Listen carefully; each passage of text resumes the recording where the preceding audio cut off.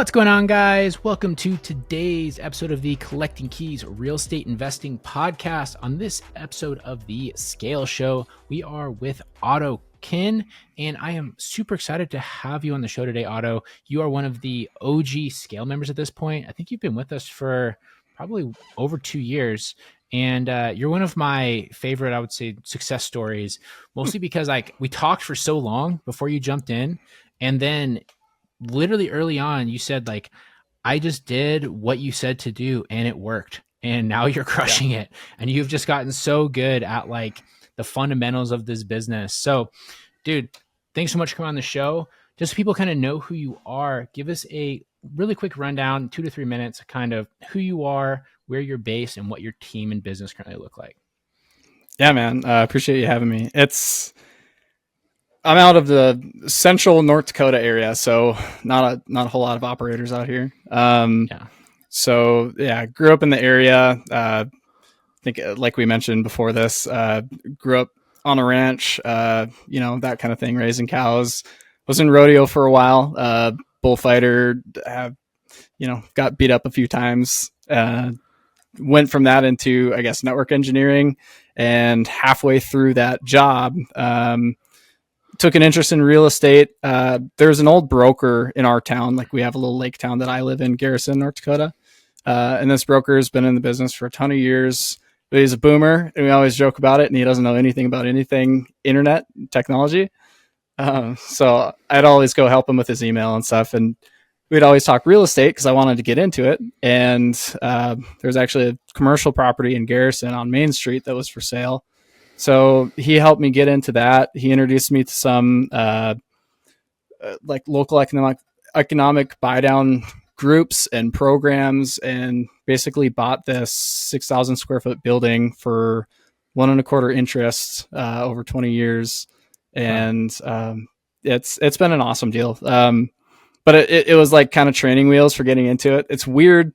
Not a lot of people get into commercial first and then work back from there. But that was kind of my experience. And then after that deal, we did our first BRRRR.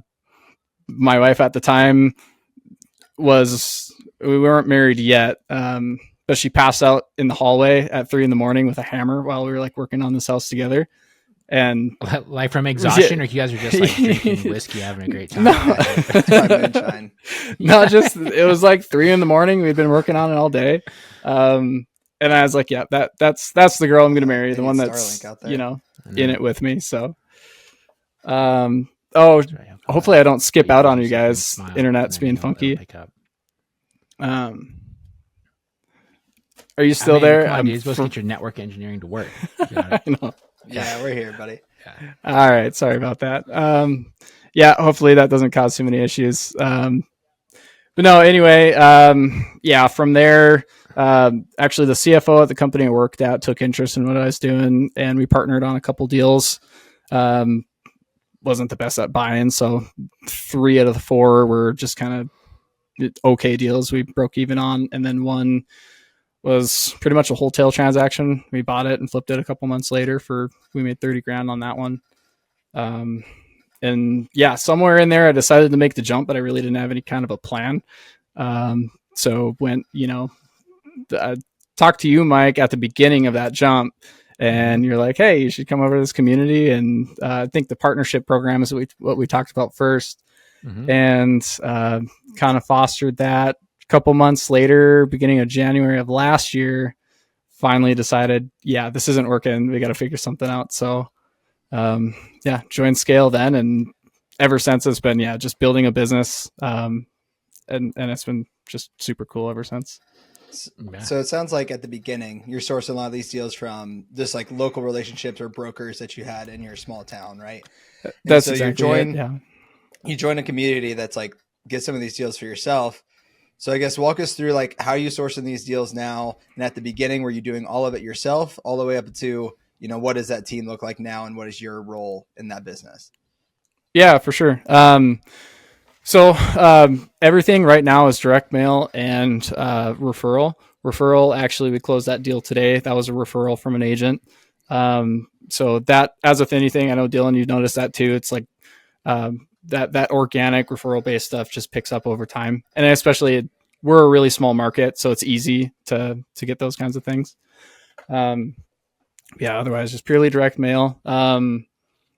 In the beginning, it was a lot of like watching the videos that Mike, you and Dan had put out, how to pull the lists, how to filter them, how to, send them out.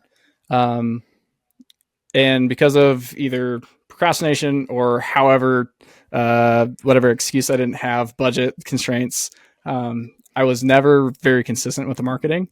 That was a big change this year. I actually outsourced it to REI Print Mail. And the greatest thing with that is, they've been good. I know that there's been positive and negative to using firms like that, but the reason I've liked it is because it's kept the accountability. Like I pay 3 months ahead of time and the mail's going to hit regardless. And, I've committed to paying that money up front. So I know that I have to account for it. That in itself has been huge. It's forced a lot more consistency behind it. I will say their data is a lot better than mine. And I would overcomplicate it a lot of the times as well. Sure. Yeah. And so in your business right now, you're doing mostly flips, right? Because you're being a smaller market. I know we've talked about this a lot within the community. Yeah. No, and that's one thing. So when I first started, the first 2 deals I ever did were wholesale assignments. And shortly after that, North Dakota changed their laws to you have to be a licensed real estate agent, and so had to double close after that. This year, I've largely pivoted to wholetail, basically. So I'll take it down and like clean it up and either connect it with a buyer or just put it up on the market. That's been really beneficial. Tail end of last year, I had a key relationship with a private lender that has, I guess, enabled me to do a lot of this. He's really enjoyed the relationship that we've built around it. It's kind of expensive as far as points and everything, but I can also call him like 2 days ahead of a deal that I want to take down and it'll be funded, and it's pretty beneficial. So those kind of relationships are one, like they bring more value at you think, like just from that point of view. But I'm wondering, Otto, like, so you transferred like the first couple of deals from wholesales to now more flips or wholetails. Obviously those take more time, right, for to complete those cycle. But do you have any data around that? Or also like, are your profits bigger now that you have control of the asset? You're maybe listing on the MLS, that kind of revenue generating. Shaking his head. Yeah. No, I mean, that's a big thing. I feel like not to discredit myself, but there is as much as I feel like I'm doing a great job, I'm not crushing it by any means. It's with it being more wholesale transactions, it takes a lot more time to go to market. The buyers, that's the biggest issue because in the beginning, I had one person that I could just keep them busy. This year, I had a big push to increase my acquisition volume. So that has been super consistent. I mean, ever since we made that decision, we did 1 deal, then 2 deals, then 3 deals, and now it's consistently been 3 deals a month since May. Awesome. So not a real long, but we're looking at taking down another 3. We're under contract for another 3 this month. The challenge has been exactly that, the disposition.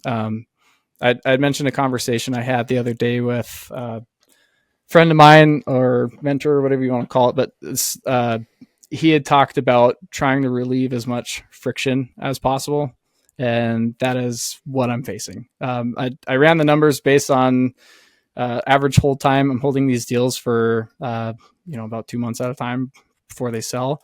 The average profit on them is 15 to 18,000. That's average. So it goes anywhere from like a $30,000 profit to, $6,000 is the last one that we closed out. Some of that is, just getting the numbers dialed in, expectations, what you're going to net before closing the deal versus afterwards. Not having that large buyer pool to choose from during the under contract due diligence period. Sure. But yeah, no, I mean, the big idea now is we're going to stay consistent with our 2 to 3 deals a month on the buy side, and get to the same point where we can be dispoing 2 to 3 a month consistently as well. This month we'll have a good, 3 deals out. We should be anywhere from $50,000 to $70,000 in net this month. That's not going to be super common, but yeah, I don't know. I know it's kind of messy. Yeah, I mean, you say that, but like, not really. I mean, you say you're not crushing it either. I bet there's a lot of people that would say that you're doing pretty damn well. I mean, if you're doing 3 deals a month right now and you're making 18 grand per, what's that? That's $540,000 a year. If my math's right, if you did that if I did that over the course of the year, is that right? No, that'd actually be more than that, because that'd only be if it was a 10-month year. Yeah. So, but I mean, what's your actual operational cost right now? Like, what's your cost per deal? And then I think in your business, you just have the one sales rep who comes to our sales training on Wednesdays. Yeah, operational costs. I would say that they're low. I think a big reason things aren't, like, revenue numbers aren't better. Our costs have been really high because we took on a really stupid flip last year. Dylan, I know you had a similar one that you threw in the hard lessons. We're going to lose like 50 grand on this deal when it is all said and done. Just dumb. But it's been costing, the holding costs have been just eating me alive. So it, like, somewhere in the ballpark of $3,500 a month just goes to that deal. That's a lot of what has been hurting us. But as far as the, wholetail cash buyer business, that's not too heavy to operate. It's, I pay our lead manager $1,200 a month, and now that she's been stepping into the acquisition role, she gets 10% of every deal that she closes on the acquisition side, but she gets paid the net proceeds once we've dispoed. So nice. She understands that. And that's a virtual assistant, Otto? Yeah. Yep. That's great money for someone in that role. Well, she's American though. Yeah, she's gotcha. Homegrown. She's in like the Midwest, like Missouri or something. Because she's pretty sharp too. Like, she's been come on to sales training and stuff, and she does a good job. Like, she has a lot of good stuff to say when we do the sales training.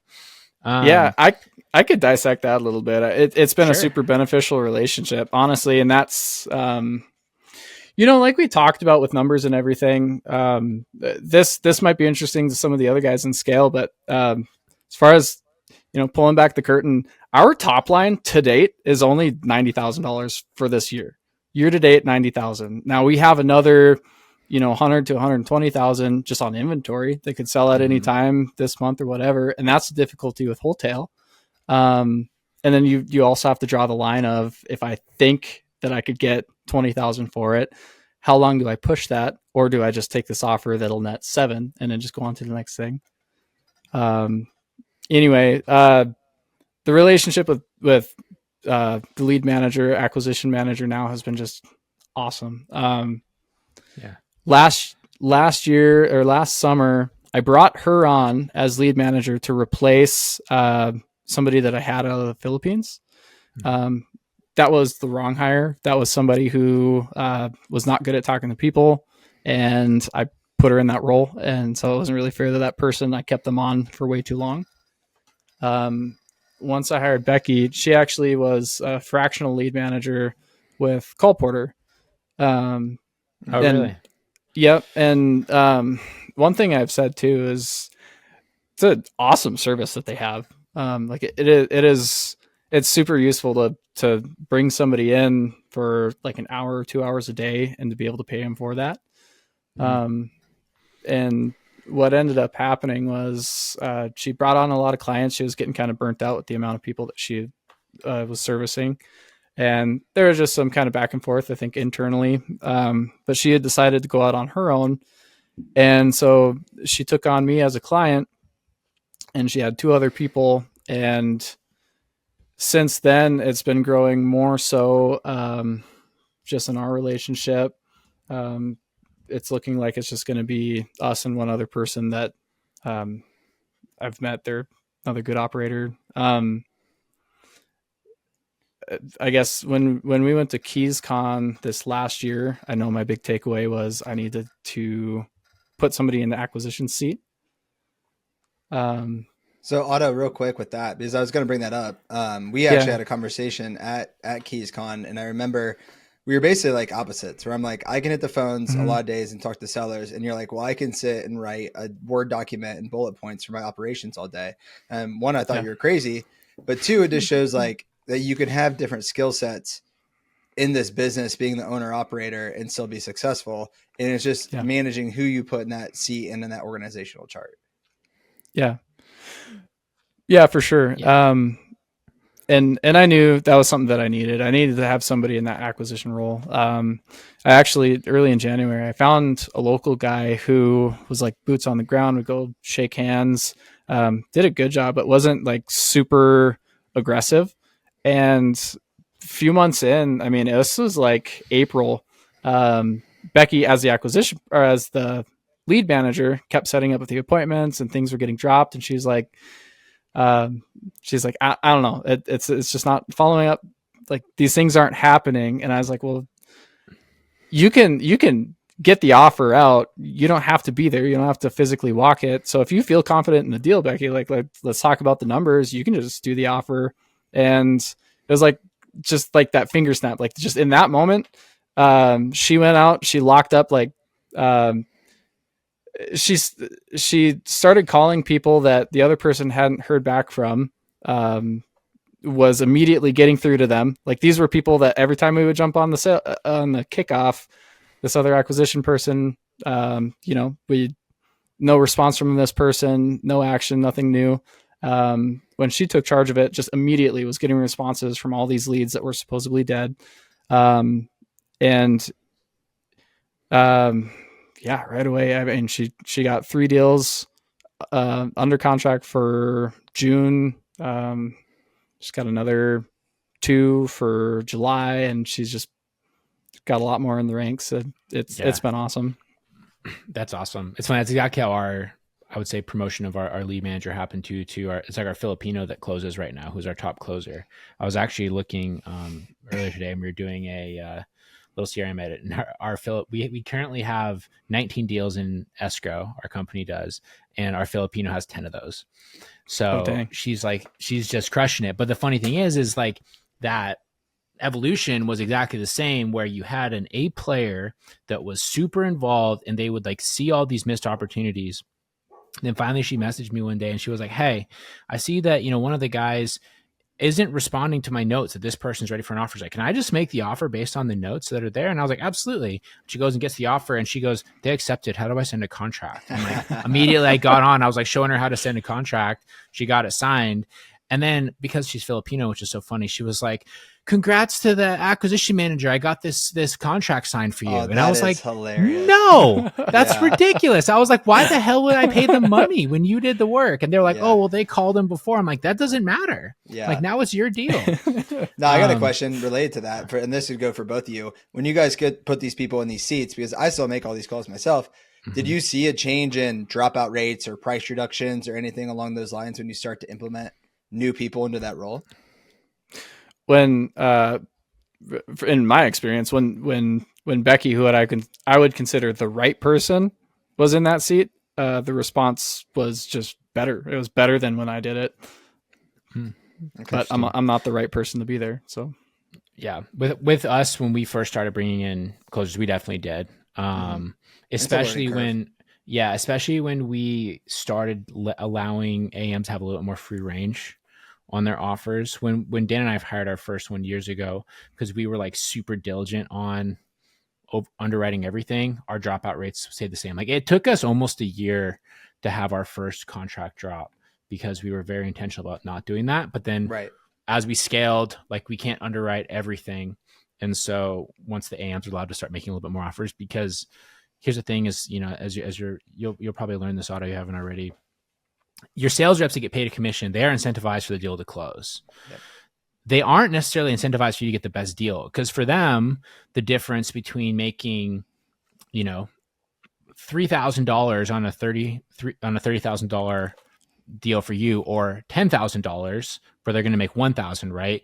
that difference doesn't matter to them too much. Like, sure, the extra $2,000 they'd make is great, but the extra $20,000 for you is significantly more and is much harder for them to get on the offer. And so what we would always find is they would get leaner and leaner deals. And then if they were getting too thirsty, they would start crossing that threshold where there's no longer any meat on the bone. It'd be super problematic. But oops, bumping my camera. Makes sense. Well, Otto, I mean, now that you have these people in place, I guess, what does your day-to-day look like in the business? Are you managing these flips, or what's kind of your day-to-day look like? Yeah. So right now it's a lot of dispo. So it's just calling people, getting in contact with new people, getting them in and out of the deals that we have. And when we say flips, it's like junk out cleaning. It's not, it's sort of the, so you're selling these to flippers, like you're not selling these retail.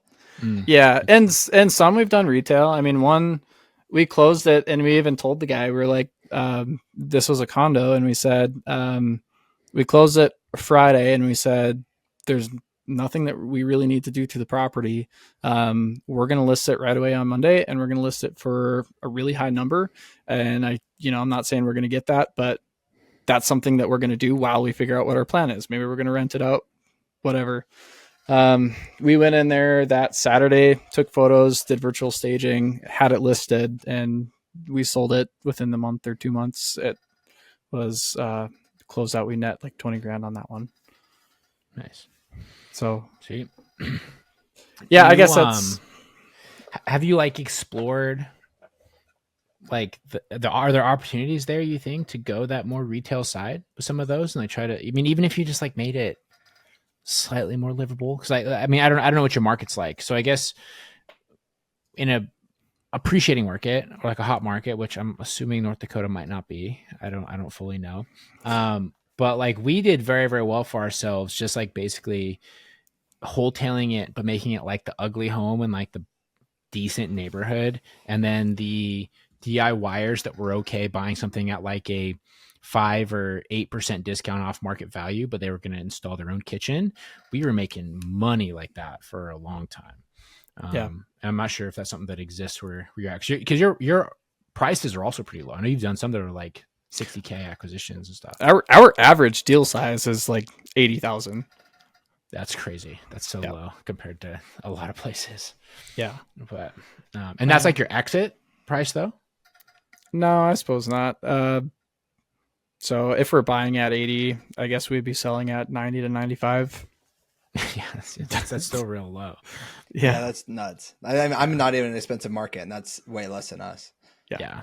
So, but awesome, man. And then on the so I guess with all the stuff that you're doing, so I guess just to go through it, we have the marketing that you have mostly outsourced through that mail company. Mm-hmm. You spend a lot of time networking, building the dispo, doing all that sort of stuff. You have a American-based lead manager / acquisition manager. What are kind of your goals, or what do you think is stopping you primarily from scaling more? Do you have ambitions to scale more? Are you just going to keep doing your thing? Yeah. Well, like I said, so in the beginning of the year, the big push was getting an acquisition manager, and B, getting out of the feast or famine cycle. So we've accomplished both of those things. Cool. Where we're at now, consistent lead flow, consistent acquisitions. The big thing is dispo. Now that we're at 3 deals in a month in a 50,000 population market, how do I keep up with selling all these? So sure. What is the exit? So then if I can't plug and match, individual buyers for these deals, at what point am I going to have to systemize, the exit strategy of get it cleaned up, do the FHA VA fix ups and just put it on the market, instead of, so that's the big thing, is getting disposition consistent. So that'll be my next big push. The other thing for me is going to be less friction. So there's another market that we can enter that's going to be more similar to yours, Dylan. That's Bismarck for us. The median property price up there is $250 to $300. That's a good one, but there's more competition. So before we get into that market, my plan for the rest of this year is stay consistent at our acquisition, get consistent for our disposition, and remove as much friction as possible. So if we can do more double closings, if we can consistently do double close, I'm probably just going to get my license and then just do assignments. And once we can get there, my hard money cost, like I said, we're paying like 22% annualized when you actually look at it because of all the origination. So getting those costs down, it's pretty. And that's expensive, bro. Like, you want some cheaper money, dude? Let's have a conversation. Yeah, like, we have a lending company. I'll give you money for less than that. Yeah, I only think you're allowed to technically lend for that much. It's well, like Dakota, I said, man, they don't care. Yeah, they don't care. No, like I said, it's 3 points origination, 1% a month, but it's average hold time is 2 months. I'll give you 2%. I'll give you 2 points. I'll just beat them by 1. Yeah. Well, I mean that's 12 and 3 what you just described, which isn't out of hand. It's just if you're holding them for incredibly long. But you said where did the 22% come from then? Well, it's because we only hold them for 2 months. So think 3% every 2 months on the origination. Yeah, you analyze it out. That's the same way investors tell them that they're going to get a 50% IRR. Yeah. Gotcha. Well, Otto, I think just from how I know you, I think once you get that down, honestly, going into another market, because there's a lot of people who enter this business, they're like, my talent's too small for this to work, right? And I think you've proven that that's not true. You just honestly, it's more who you know in those kind of markets. But going into the other market, even if it's competitive, if you have the systems down, you're going to get deals. Yeah, easily. And I bet too, when you start doing that, you'll probably kick yourself that you didn't do it sooner. I think one of the big things that we found with like established marketing and sales systems, when you go and you drop into a new market, because honestly, most people don't have good systems at all. All of a sudden, you can just start like popping off deals, and they're like easier to sell, and they're larger, and you're like, well, shit, I should have done this 6 months ago because I would probably be a lot further ahead now. But like there's so much to be said about having even like the smallest amount of organization as a wholesaler / flipper, or just like team structure, because so many people have nothing. It's crazy. And like we'll even have people that like have applied to be in the scale community, or even have joined, and they'll say they're doing like X amount of flips per year and they're super like into themselves, and then they come in and they're just like, so wait, how do you guys offer that low of a price on your properties? I'm like, yeah, all the time. Like, why would anyone sell to you like that? I'm like, I don't know. They do it 10 times a month. Like, but because they all they've ever done is network, or just like treat it like a retail buyer, right? Or like an amateur. So when you get that really crush it. Yeah, I appreciate it. And that really speaks more to the scale community in general, because it's like anytime I spend an extended amount of time with all of you guys and seeing everything that's happening, it makes me just anxious, because I'm like, I'm not doing anything compared to what these guys are doing. And when I look at like the gap in the gain, so then when I look at where I am in my market, and I realize that I'm on pace to do 36 deals in a year, that's pretty awesome. Yeah, and a year ago, or a year and a half ago, everybody that I talked to in my market said that you can't wholesale. You can't do these cash buying, this business, you can't operate that business. And just like we talked about, I know based on the numbers, maybe I'm not there right now, but based on the numbers and based on what this acquisition trend has been, it'll be a $300,000, $500,000 business just in this market. And that's before we get into Bismarck, and we can scale it up to 8 to 10 deals a month. Start doing. So that's not bad. And like, just real talk on that. What kind of lifestyle can you live in your town with a $500,000 a year income? Better than most. Because in our town, that was a modest way to put that, for sure. Man, my wife and she stays at home. I know a lot of like, we only made 90 grand this year. She stays at home, and like, we're pretty healthy. We've got a 2-year-old and a 4-month-old, and we spend like, I don't know, $3,300 a month, and live in a little Hallmark movie town. Our mayor, by the way. What's that? Go ahead. The town that I live in is like the Christmas capital of North Dakota because they do this like Dickens festival thing. People come from California like to like Charles. Anyway, the mayor in town, Stu Mary. So it's the Merry Mayor of Christmas Town. It's something. This I do have a small town America thing. I'd have a quick question. Yeah. You bought a commercial place. I think you still own this. So are you doing any of these, this marketing for acquisition, buy and holds versus just the transactional side of the business? I have changed so much in that. So the commercial deal that I mentioned has been so phenomenal. We tried to do another one like that. We bought a 15,000 square foot auto body building in this town. It's been nothing but a mess. We're selling it now. And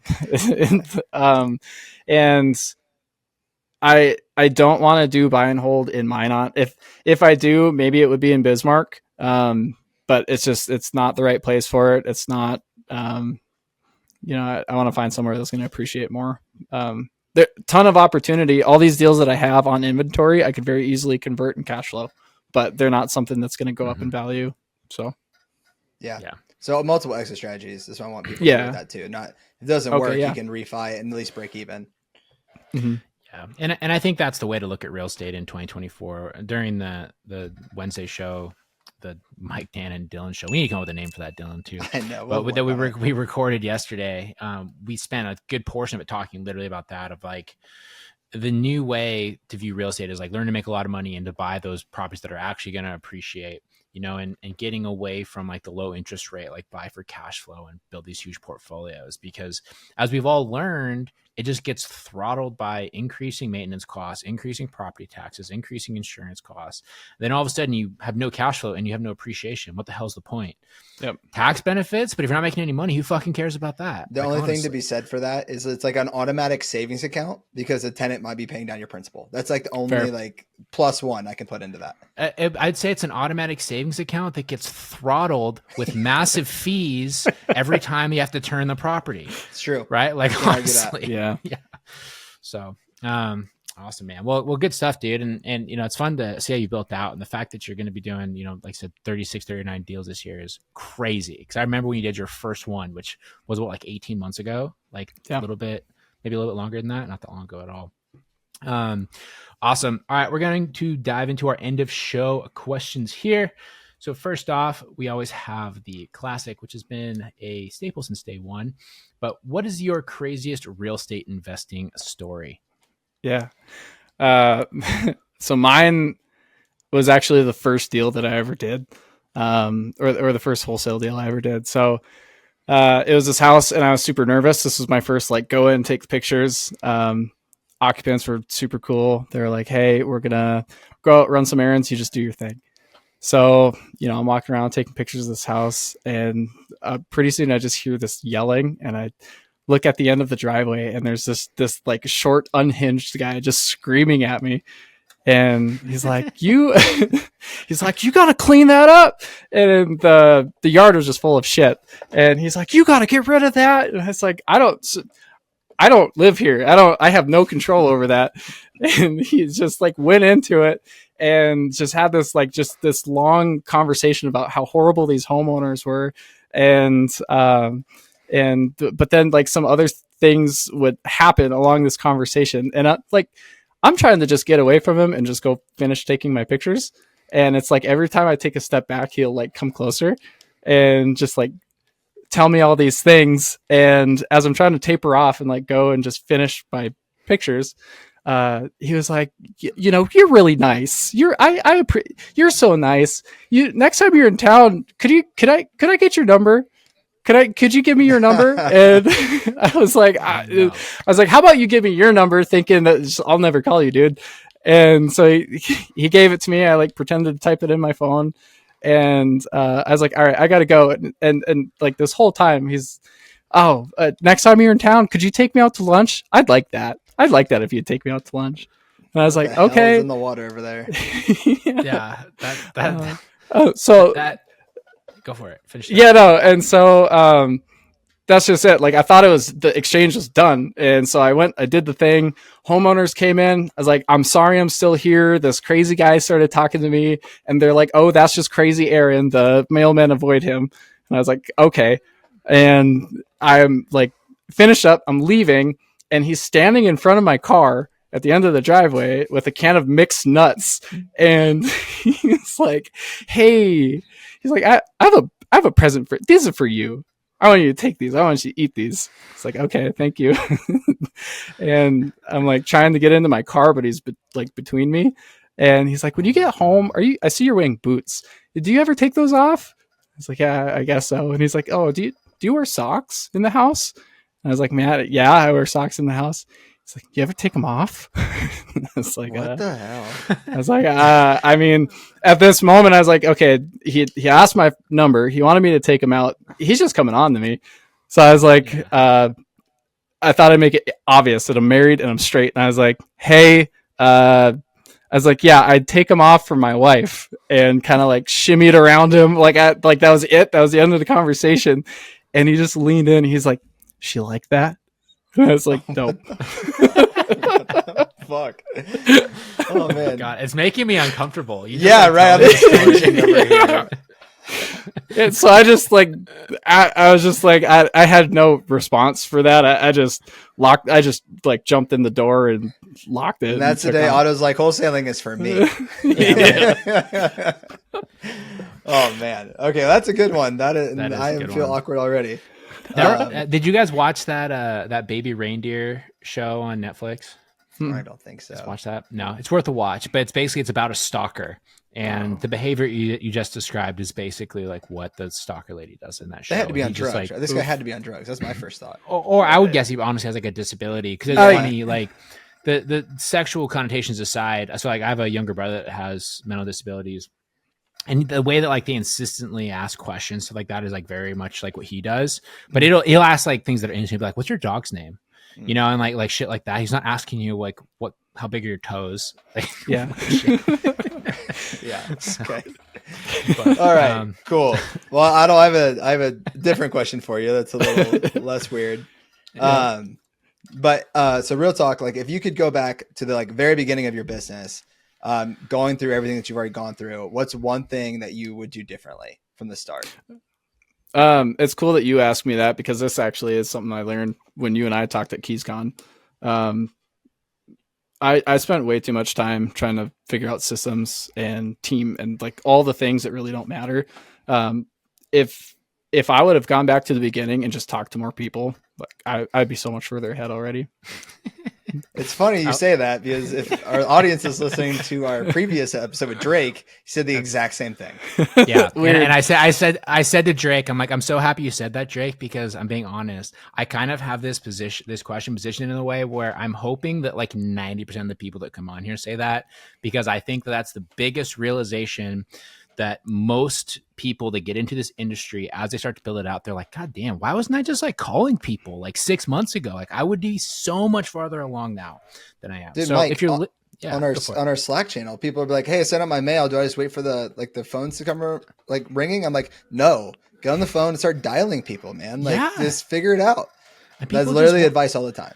Or like all the time people will say like, man, you know, I've been in a really slow month. I'm like, well, haven't you been marketing for 6 months? And they're like, yeah. I'm like, well, what about all those other people that called? Just start calling them. Yeah.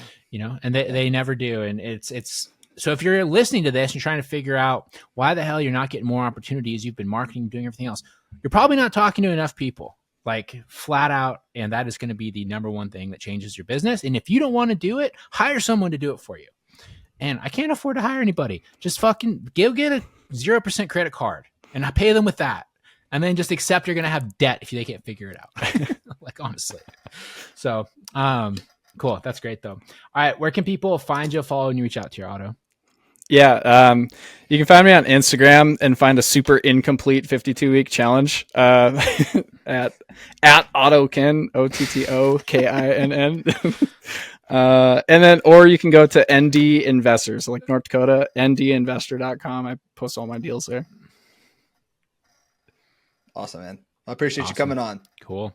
Well, dude, thanks so much. Yeah, really appreciate the time, buddy. Yeah, appreciate go shoot Otto a me. follow, and if you got anything from his episode today, shoot him a quick note. Let him know that you appreciate it. And if you have any struggles that are similar to what he's dealing with, I'm sure he would have some great guidance for you as well. So don't be afraid to reach out. And besides that, guys, we appreciate you all listening, and we'll talk to you guys next week.